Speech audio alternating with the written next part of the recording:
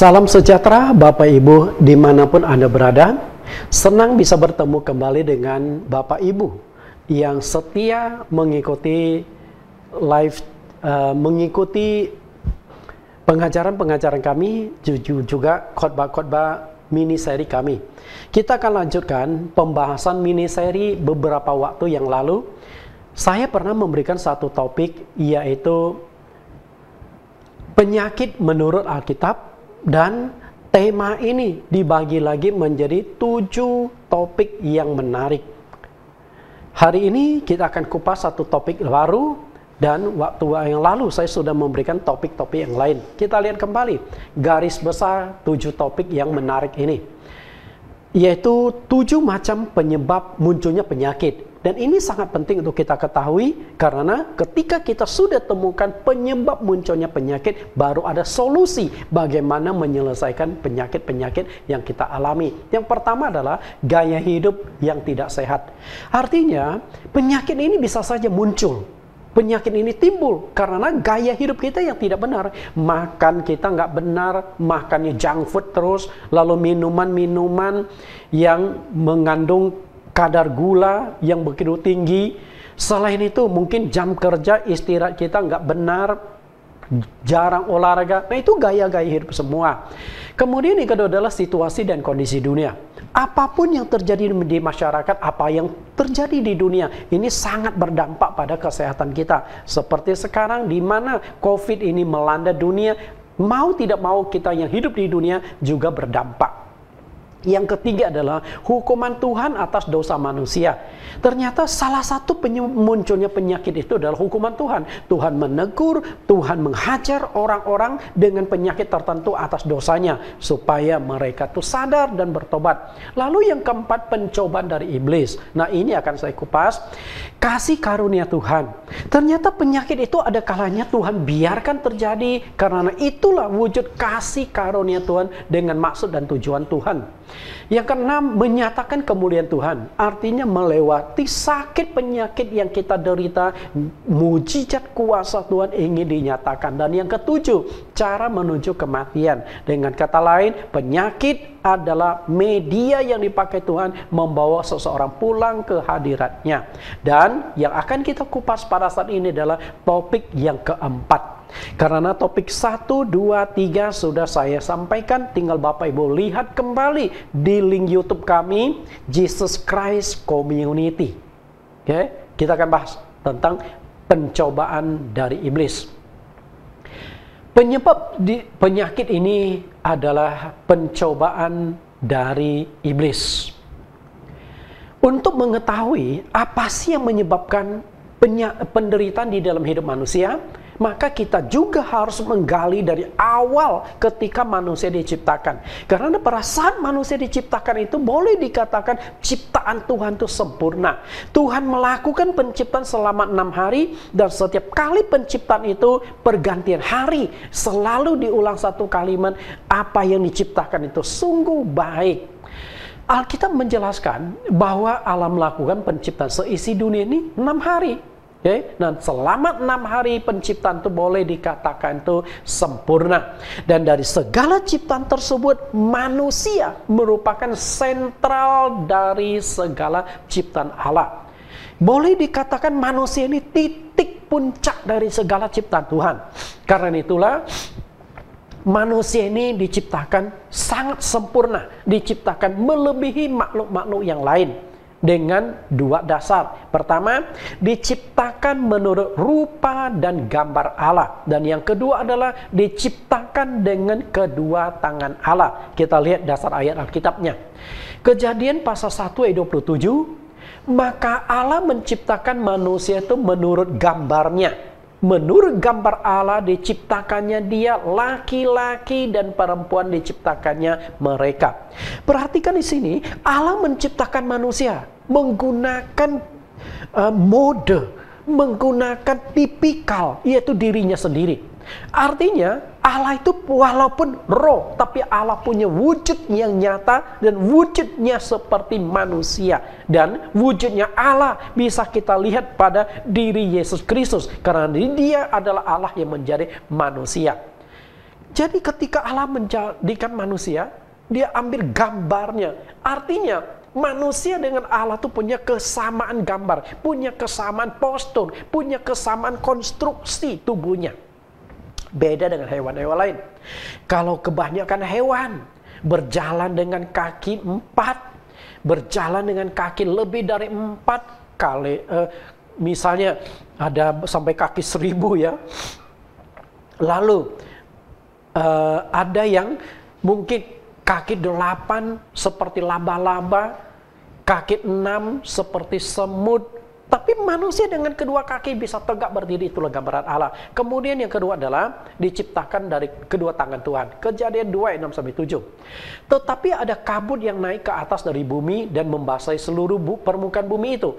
Ketika itulah Tuhan Allah membentuk manusia itu dari debu tanah dan menghembuskan nafas hidup ke dalam hidungnya. Demikianlah manusia itu menjadi makhluk yang hidup. Ketika Allah menciptakan tumbuh-tumbuhan, Allah hanya berfirman, bertumbuhlah tumbuh-tumbuhan. Ketika menciptakan burung di udara, menciptakan binatang di darat, menciptakan binatang di laut, Allah hanya berfirman, jadilah ini jadi, jadilah itu jadi. Tapi ketika menciptakan manusia, Allah tidak dengan berfirman. Padahal Allah bisa loh dengan berfirman. Karena makhluk yang lebih besar dari manusia, gajah, dinosaurus, Tuhan hanya berfirman kok. Betul? Apalagi menciptakan manusia yang postur tubuhnya kecil, tinggal berfirman jadi. Tapi Allah tidak mau. Allah dengan kedua tangannya membentuk postur tubuh manusia. Setelah dibentuk selesai, tapi ingat ini masih bentuk tubuh postur tubuh, belum ada kehidupan. Setelah itu Allah menghembuskan nafas hidup ke dalam hidungnya. Ketika Allah menghembuskan nafas hidup, secara otomatis Allah juga memasukkan roh dan jiwa ke dalam manusia. Pada saat itulah akhirnya berubah menjadi makhluk yang hidup. Jadi hari ini kita hidup karena ciptaan Tuhan yang begitu ajaib dan mulia. Setelah manusia diciptakan, lalu manusia itu ditempatkan di Taman Eden. Taman yang spesial, taman yang penuh dengan keindahan. Di Taman Eden ini mengalir 4 buah sungai, Pison, Gihon, Tigris, dan Efrat. Dan di Taman Eden ini terdapat berbagai macam emas dan juga permata-permata yang indah. Tapi ada satu juga masalah. Di Taman Eden ini, selain berbagai macam jenis tumbuh-tumbuhan yang boleh dimakan, ada juga pohon pengetahuan yang baik dan yang jahat juga tumbuh di Taman Eden tersebut. Kita lihat Kejadian 2 ayat 16. Lalu Tuhan Allah memberi perintah ini kepada manusia. Semua pohon dalam taman ini boleh kau makan buahnya dengan bebas. Terserah engkau pilih mau jenis buah apapun. Tapi di ayat yang ke-17, di sana pohon pengetahuan juga tumbuh. Dan tentang pohon pengetahuan yang baik dan jahat, Tuhan berkata, tetapi pohon pengetahuan tentang yang baik dan jahat itu, janganlah kau makan buahnya. Sebab pada hari engkau memakannya, pastilah engkau mati. Perhatikan kalimat ini, pada hari engkau memakannya, pastilah engkau mati. Artinya, ada sanksi di balik tindakan manusia memakan buah pengetahuan baik dan jahat. Sanksinya itu jelas. Pada hari loh, bukan tahun depan atau bulan depan, tapi hari di mana engkau makan, engkau pasti mati. Sanksi itu langsung terjadi. Kita lihat, sayang sekali, akhirnya manusia yang sudah jelas dilarang oleh Tuhan memakan buah pengetahuan baik dan jahat itu tergoda.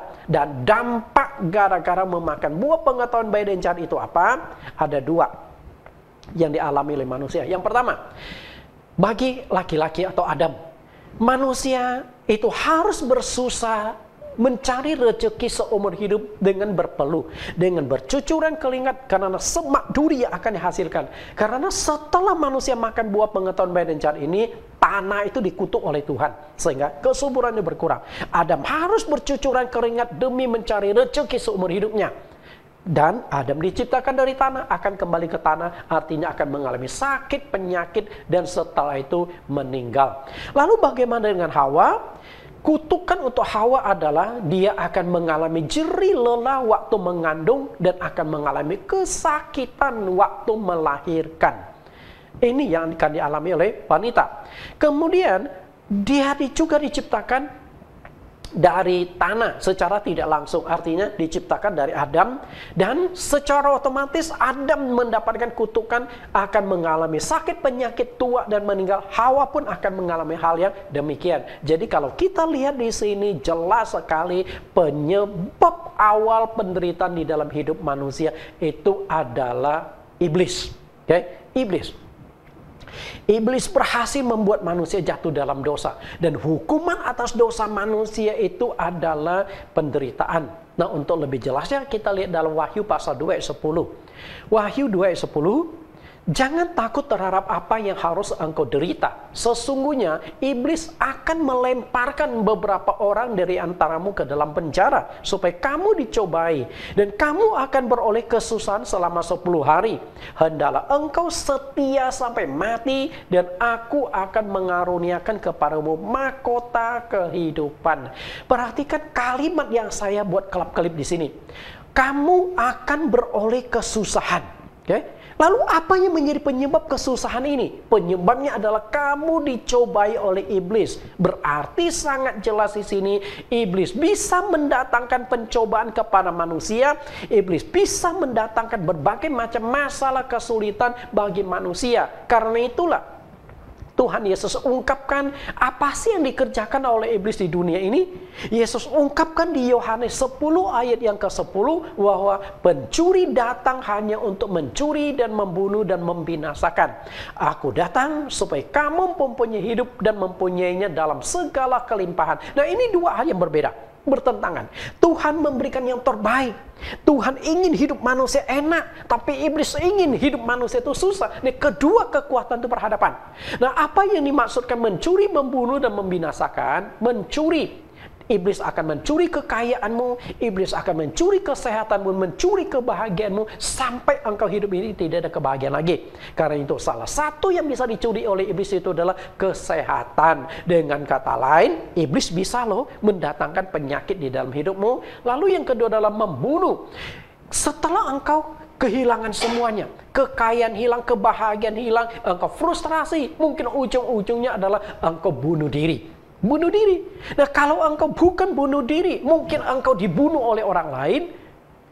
Atau iblis bisa membuat orang yang kau kasih mati. Salah satu contohnya adalah Ayub, kematian 10 anak. Kemudian penyakit. Bisa juga lewat kecelakaan. Kemudian membinasakan. Yang paling diharapkan oleh iblis, tujuan akhirnya adalah membinasakan jiwamu ke dalam api neraka. Ke dalam siksaan abadi bersama dengan iblis ada di tempat penyiksaan tersebut. Nah, inilah yang dilakukan oleh iblis. Pencobaan adalah penderitaan. Tadi ya, Wahyu sudah mengatakan, Wahyu 2 ayat 10, bahwa pencobaan itu akan mengakibatkan penderitaan di dalam hidup manusia. Lalu bagaimana cara iblis mendatangkan pencobaan bagi manusia? Bagaimana pencobaan itu terjadi? Iblis bisa menggunakan berbagai macam media, situasi, dan kondisi juga yang ada di dalam dunia untuk mendatangkan pencobaan dan penderitaan dalam hidup manusia. Dan salah satu yang bisa dilakukan oleh iblis dalam pencobaan itu adalah melalui sakit penyakit. Dengan kata lain, iblis bisa mendatangkan penyakit di dalam hidupmu.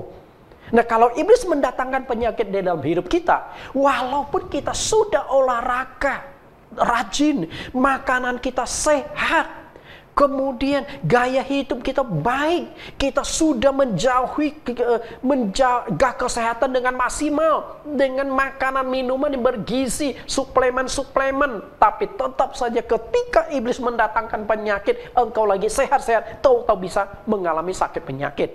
Kita lihat pembuktiannya.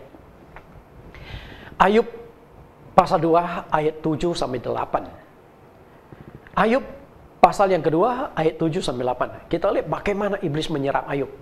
Kemudian iblis pergi dari hadapan Tuhan, lalu ditimpanya Ayub dengan bara yang busuk dari telapak kakinya sampai ke batu kepalanya.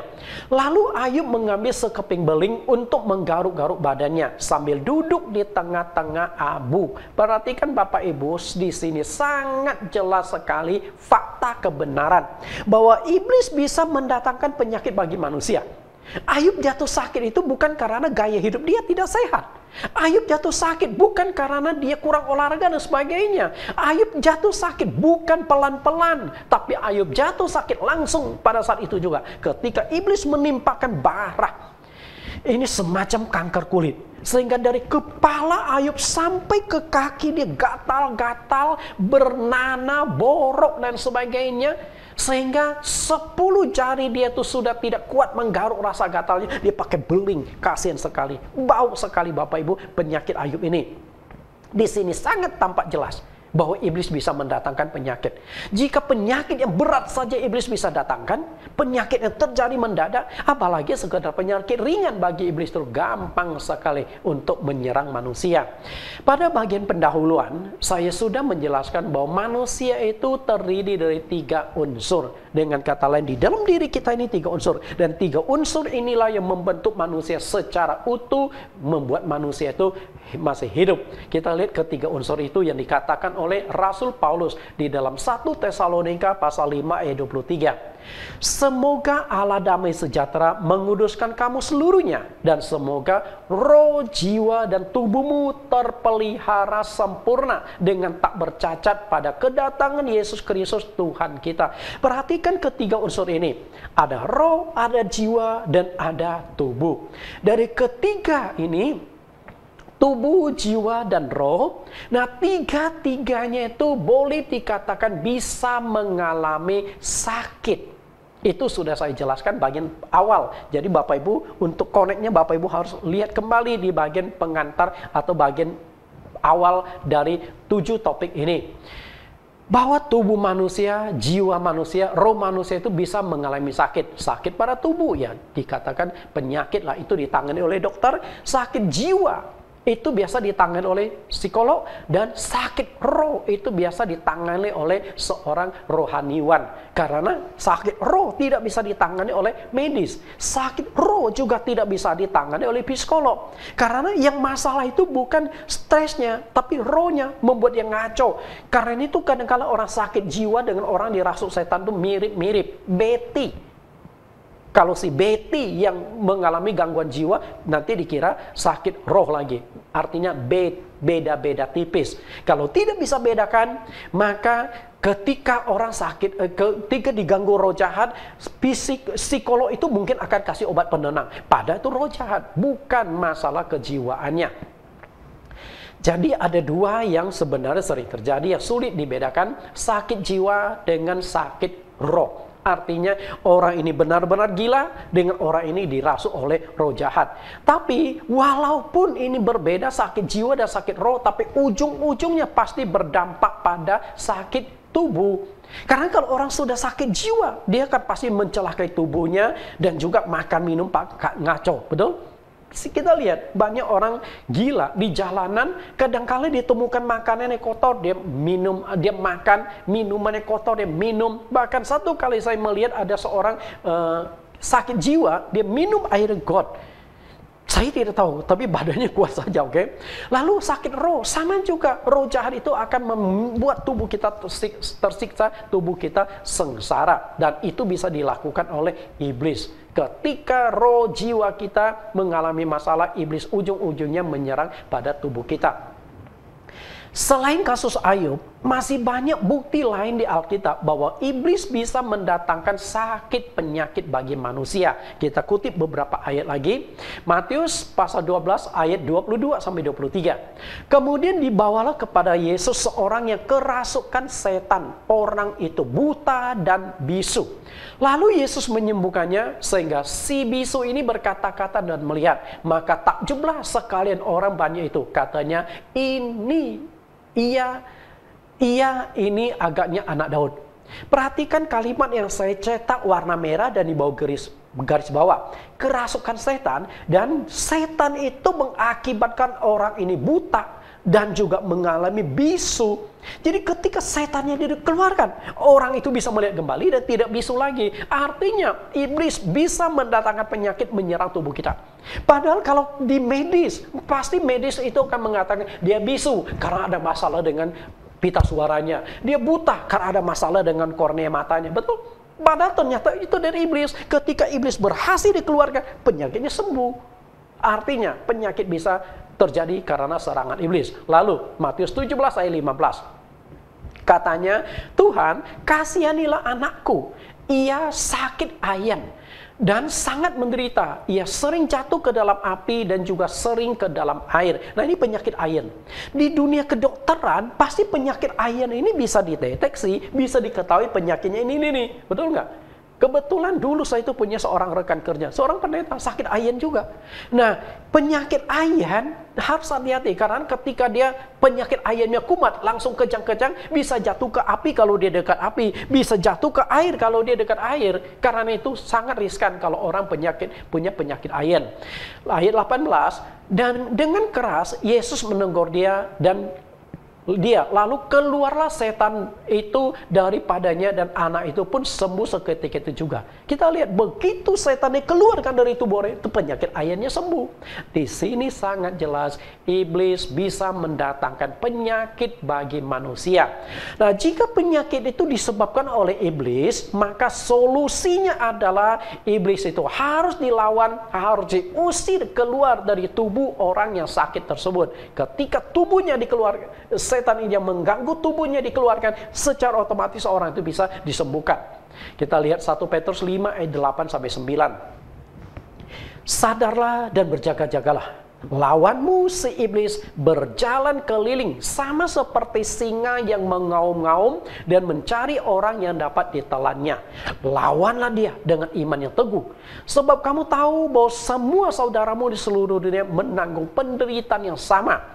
Apa yang dikatakan oleh Petrus adalah semua saudaramu, artinya semua orang-orang, khususnya orang Kristen, menderita karena pencobaan iblis. Dan salah satu cara iblis mendatangkan pencobaan itu adalah lewat sakit penyakit. Dan Petrus katakan itu harus dilawan, harus dilawan. Lawan dengan iman yang teguh. Jangan takut kepada setan, jangan gentar kepada setan, tapi engkau lawan dia. Ketika engkau lawan setan itu, dia akan mundur, dia akan kabur, dia akan lari daripadamu, maka engkau akan dapatkan kemenangan. Orang yang sakit akan dipulihkan. Nah, yang menjadi pertanyaan kita adalah bagaimana cara kita melawan iblis?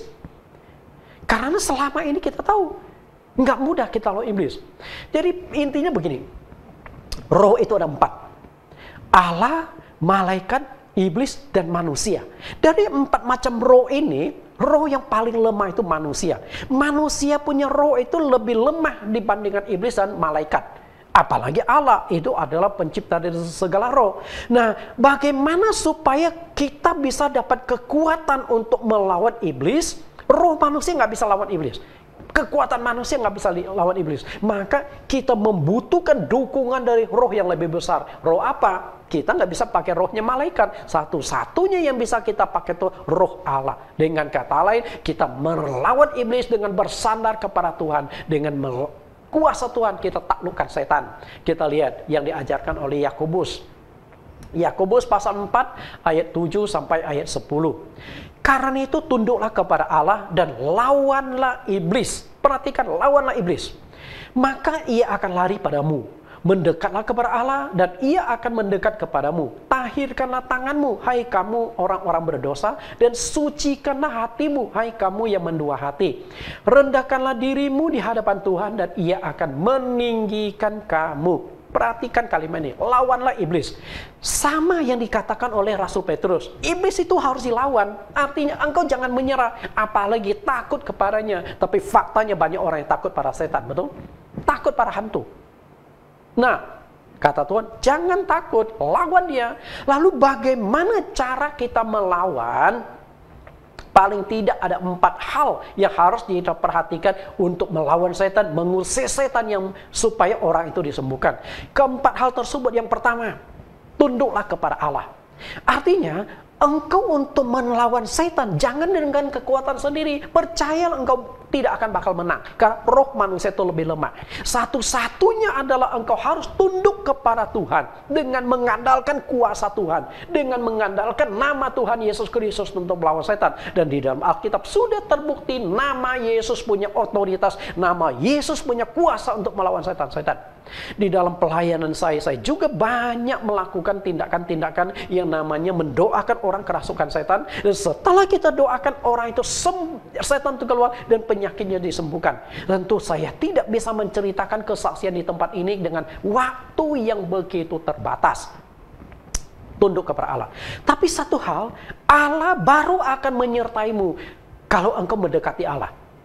Artinya di sini hukum fisika terjadi. Ada aksi baru ada reaksi. Kalau kita dekat kepada Tuhan, maka kita akan dapatkan kekuatan dari Tuhan. Kalau kita jauh dari Tuhan, bagaimana kita bisa dapatkan kekuatan untuk melawan setan? Karena itu dekat kepada Tuhan. Semakin dekat engkau dengan Tuhan, semakin intim hubungan engkau dengan Tuhan, semakin kuat engkau mendapatkan kuasa Tuhan untuk menaklukkan setan-setan. Tapi ingat, ketika engkau mendekat kepada Tuhan ada syaratnya. Syaratnya adalah hidupmu harus kudus, hidupmu harus suci. Maka kalimat selanjutnya, tahirkanlah tanganmu, sucikanlah hatimu. Karena Allah itu kudus, Allah itu suci.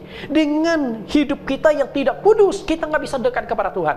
Justru dosa yang menjadi penyebab kita terpisah dari Tuhan. Seperti yang dikatakan Yesaya 59 ayat 1 sampai ayat yang ketiga.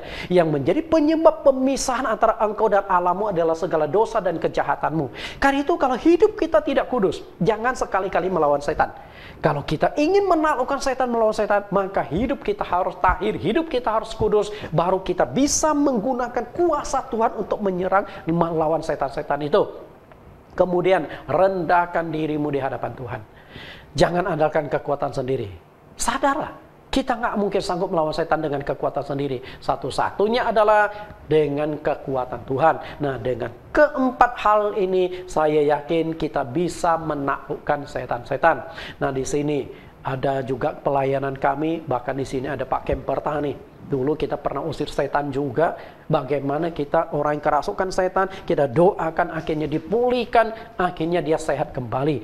Karena itulah dengan menaklukkan setan, dengan mengeluarkan setan yang ada di dalam tubuh seseorang, secara otomatis orang ini akan dipulihkan. Itulah Bapak Ibu yang saya kasih, dari topik ini kita sudah jelas bahwa salah satu penyebab dari penyakit adalah pencobaan dari setan, pencobaan dari iblis. Maka solusi untuk menyelesaikan itu adalah kita doakan setan diusir keluar. Ketika setan sudah berhasil keluar dari tubuh orang itu, penyakit akan disembuhkan. Saya yakin dengan mengandalkan kuasa Tuhan, kita akan menang. Kita akan berdoa. Tuhan Juru Selamat kami yang hidup, Allah kami yang perkasa, terima kasih Engkau berikan kesempatan kepada kami untuk belajar kepada topik yang keempat ini, yaitu pencobaan iblis menyebabkan penderitaan hidup manusia. Dan salah satu cara iblis mencobai manusia adalah melalui sakit penyakit. Semoga melalui penjelasan ini kami tahu, jika di medis tidak terbukti penyakitnya, maka ada kemungkinan bahwa penyakit itu adalah serangan dari setan. Maka saat itulah kami rindu Engkau turut campur tangan, Engkau turunkan kuasa-Mu, maka mujizat terjadi, penyakit disembuhkan. Hamba-Mu berdoa bagi setiap orang yang menonton acara ini. Mungkin saat ini mereka sedang diganggu roh jahat, sedang diganggu oleh setan, mereka sedang mengalami sakit penyakit karena intervensi dari iblis. Kami patahkan, kami serahkan orang ini ke dalam tangan Tuhan, sehingga Tuhan Yesus campakkan iblis, Tuhan Yesus ikat iblis, Tuhan Yesus usir keluar iblis yang merasuki tubuhnya, yang menguasai tubuhnya, agar dipulihkan oleh kuasa Yesus, oleh biru-biru Yesus, dan juga oleh otoritas nama Yesus. Kami nyatakan dia bisa disembuhkan. Demikian doa permohonan kami di dalam nama Yesus Kristus. Amin.